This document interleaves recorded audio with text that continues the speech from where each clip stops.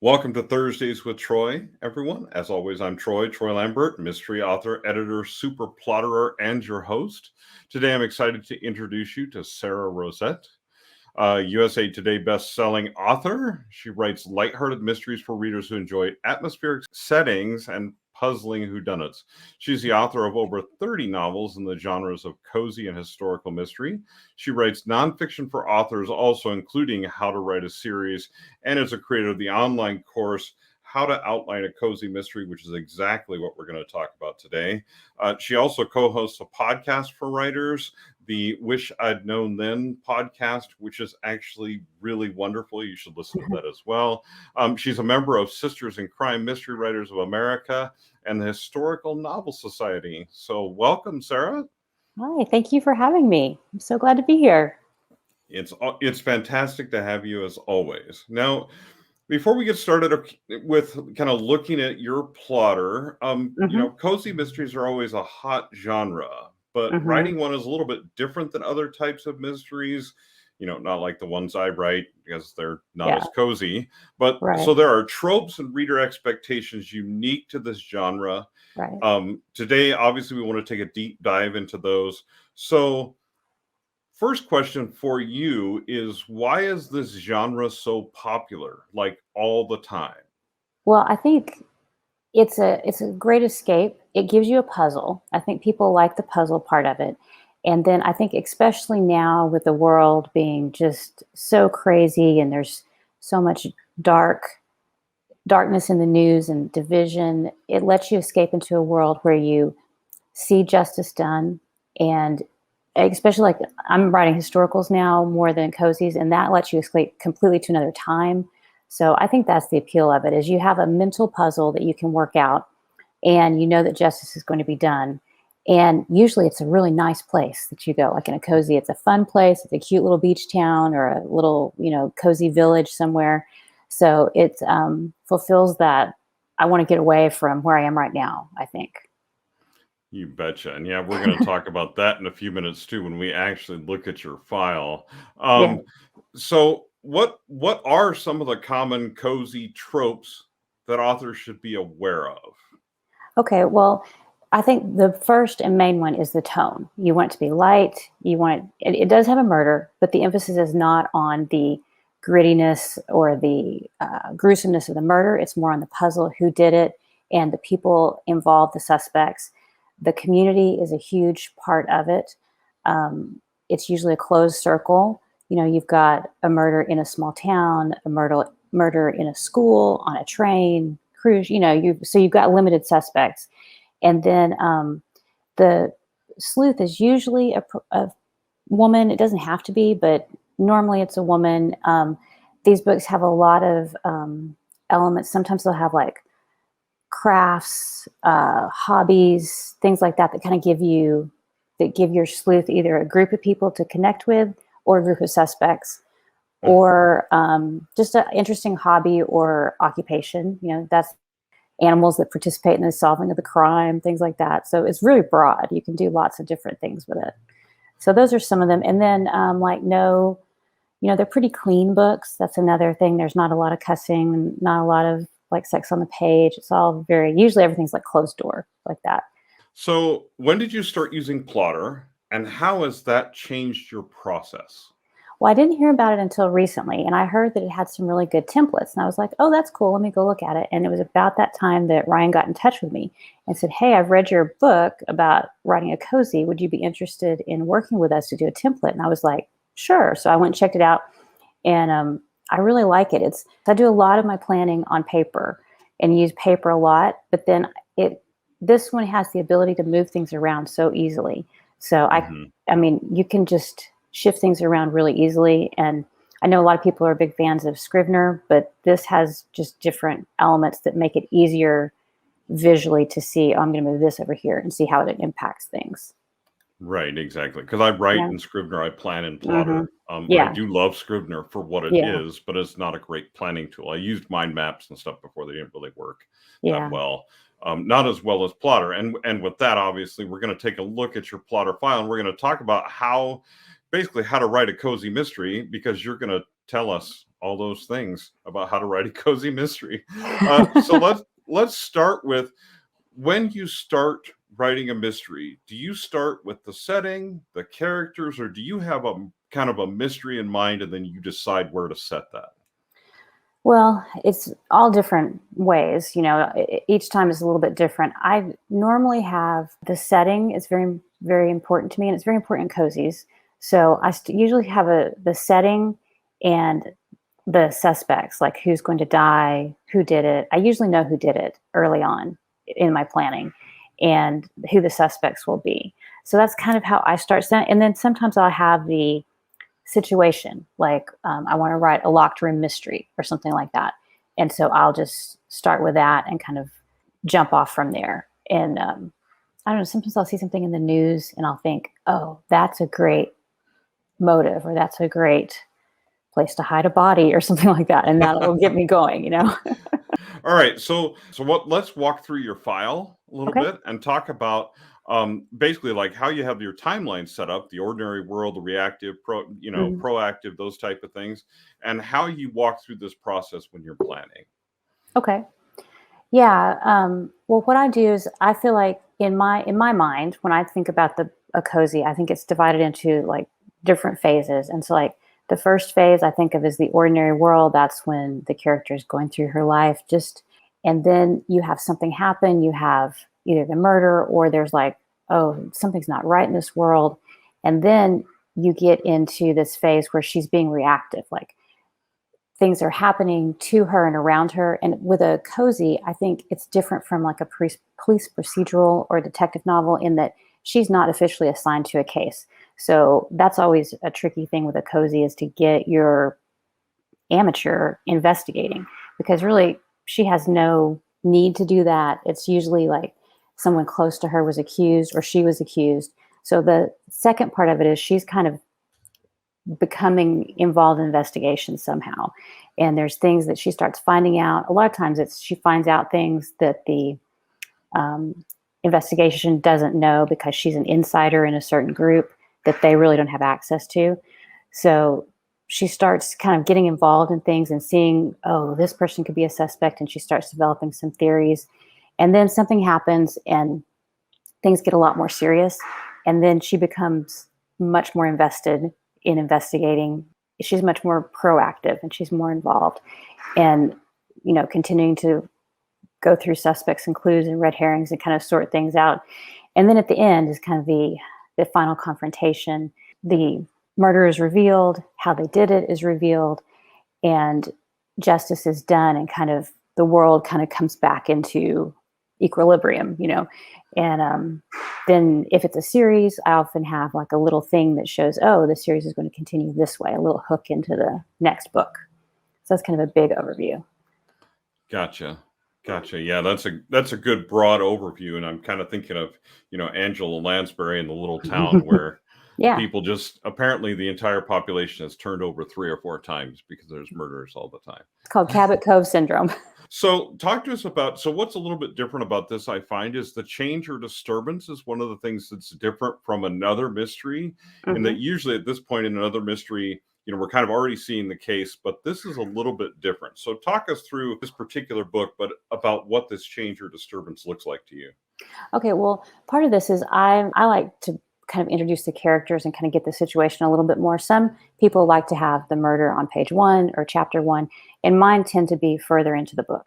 So this is a term that I read in James Scott Bell book. I think it's called Plot and Structure.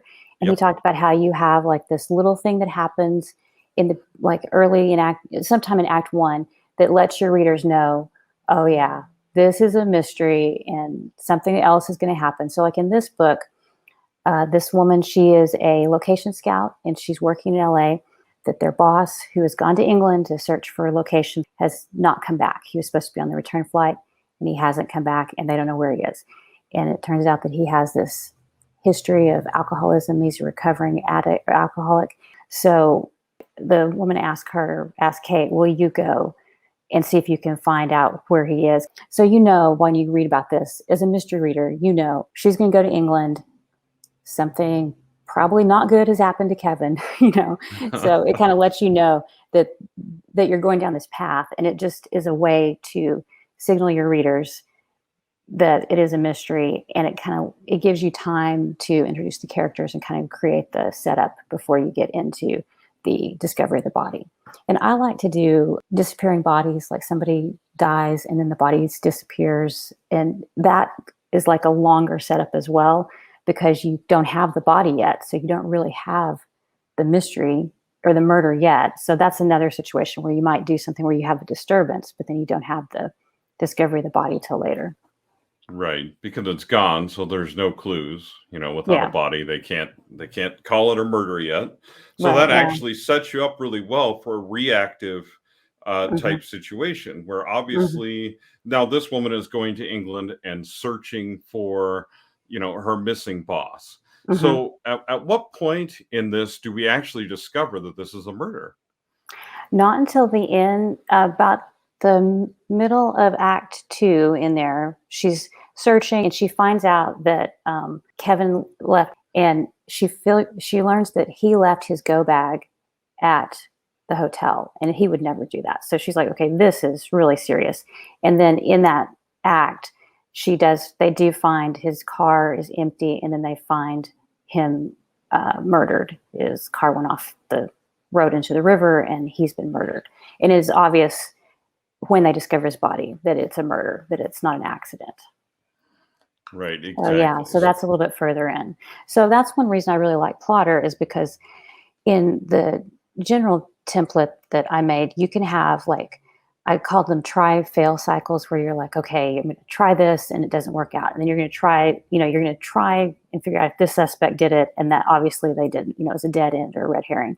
And I had some of those in Act 2, but in this book, because it takes her a little bit longer to get to the actual murder, most of those are in Act 3. So that's why Plottr is great, because you can move it around, and every book is going to be different. You may have the majority of those in Act 2 and maybe only one in Act 3, but you can shift them all around.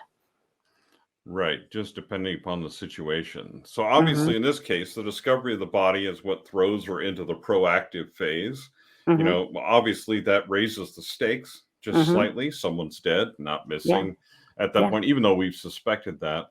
So tell us about, I noticed in the templates that I've seen of yours that we have the different try-fail cycles, and you can have a different number of these. So how do you choose that number, and how do you raise the stakes with each one of these?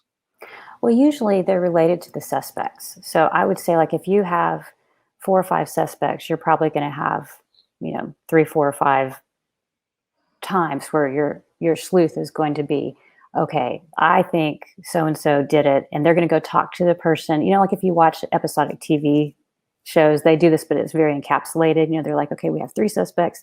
They go interview each suspect, and they get the information from them, and then they either keep them on the suspect list or they eliminate them. So that's kind of what these are.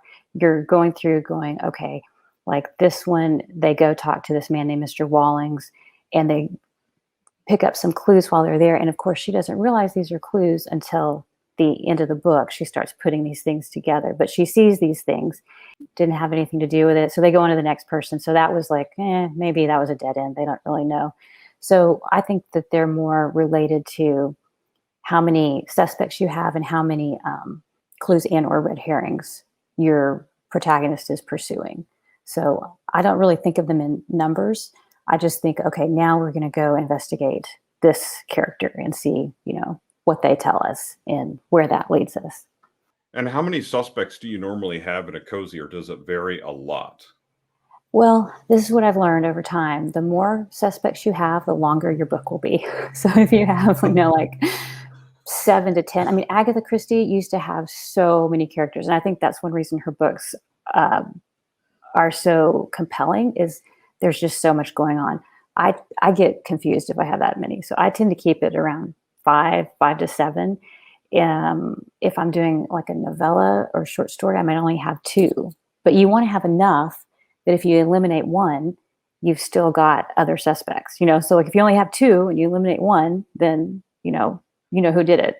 So you have to have enough that you can keep the question of who did it going to the very end. So I found I like 4, 5, 6, maybe 7 if I get carried away. But at least a couple, obviously. Yes. So there's some Yeah. confusion in the mind of the reader. Right.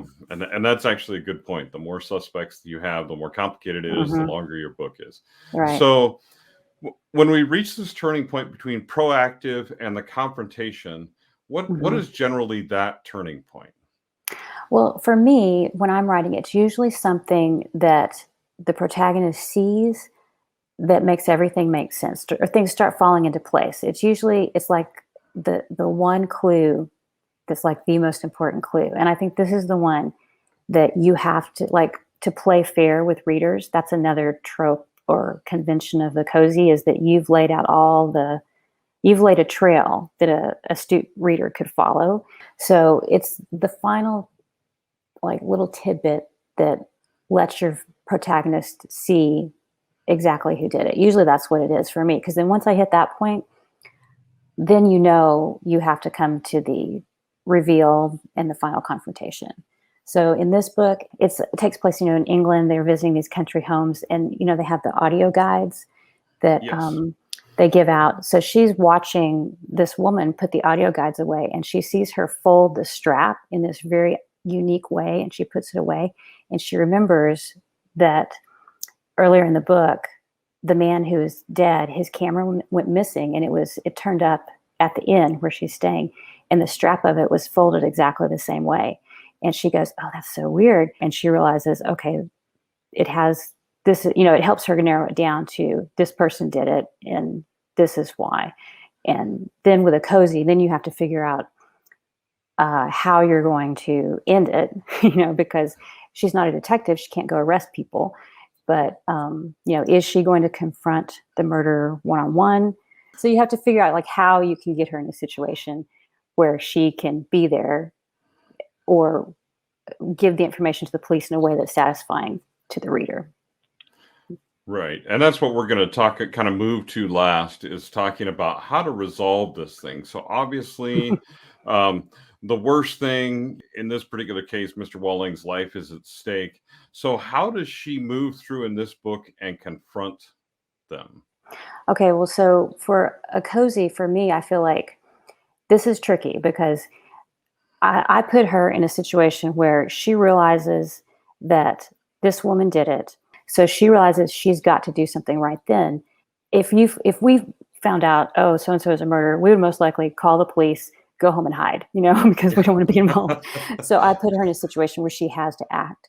So she's got to go and see if she can save Mr. Long. So, but a lot of times I've had the protagonist, like once she has that realization of what's wrong and who did it, a lot of times she's in the presence of the person who did it, and then they realize that the protagonist knows. So then automatically you're in a situation where there's got to be a confrontation, because the killer isn't going to let your protagonist get away. So that's one way you can set it up, where there's an immediate confrontation, and it's a little more exciting than, oh, I better go call the police.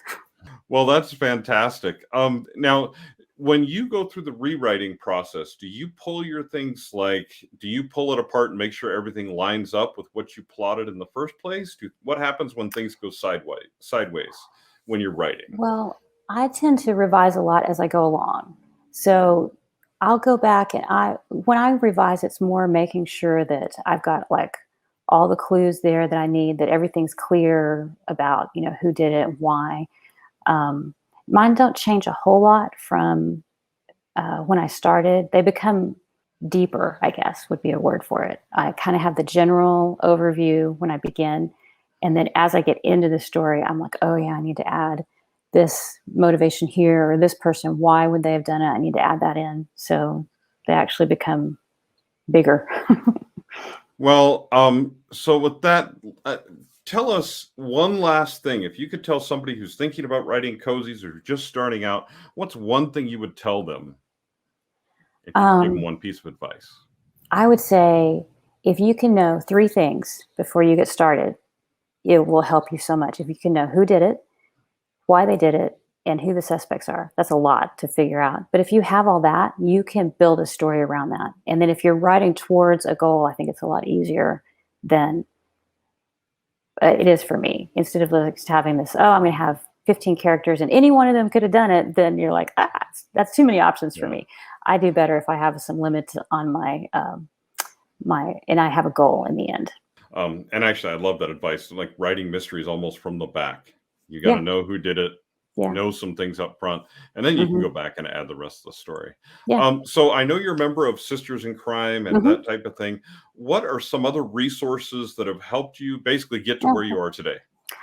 Okay, so there's some great books like the Plot and Structure book by James Scott Bell. I like to read and take things in by reading. So there's a book called Screenwriting Tricks and Tips, I believe, for Authors by Alex, probably say it wrong, Sokolov, I believe is how you say her last name. It's really good.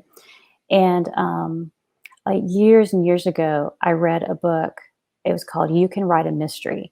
And I can't think of the author's name right now. She's another mystery writer. And it was very good. Very just, basic, this is how you plot. This is what you need to have in it. Yeah. Now, you teach a course on writing cozies. Tell people where they can find you, where they can find your course, where they can stalk you. I mean, find you online, whatever that may be. For a mystery reader, yeah. So I'm online. All my books are everywhere, so they're easy to find. All the bookstores. My website is sararosett.com. So that's Sarah with no H and 2 T's on Rosette. And on my website, you can find the links to the nonfiction books and the course. And there's also a workbook if you don't want to do the course. If you just want a workbook that just kind of gives you the overview and gives you the questions, that's there. And then the course is self-paced. You can take it and do it, slower as fast as you'd like. So, yeah. Fantastic. Well, if you've also seen Thursdays with Troy before, you know that we have a question of the day. And of course, I have an appropriate question of the day for you. And we kind of talked about this a little bit accidentally earlier. But what is your favorite type of method of murder to use in a cozy? Okay. Well, so I do like the disappearing body. I do like the somebody's died, somebody discovers the death, and then they go tell somebody and they come back and the body's gone because, that just complicates things more. And then the person who found it, they're a suspect because, maybe they're crazy, Yeah. So I like that. That gives me a lot of good puzzles.